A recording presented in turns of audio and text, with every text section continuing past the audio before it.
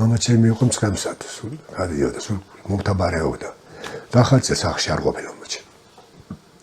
ის არა, მამაჩემისთვის ახალი წელიც ვაჟა-ფშაველა იყო. წელიც და საერთოდ სამყარო იყო ვაჟა-ფშაველა. იმის იქით არაფერს არ ახედავდა. ვაჟა-ფშაველა, არც არაფერი სწამდა. ვაჟა იყო იმისი, ღმერთიც ის იყო, ხატიც ის იყო და წმინდანიც ის იყო. და ქონა ხოლმე გუდაში ედო. და ერთხელ ვირმა ჩამოუგდა ვაჟა-ფშაველას ერთ მომორე საამას საიუბილეოდ გამოვიდა ვაჟა-ფშაველას 61 წელში და ვირმა ჩამოუგდო ტალახში. მოკლა ვირი.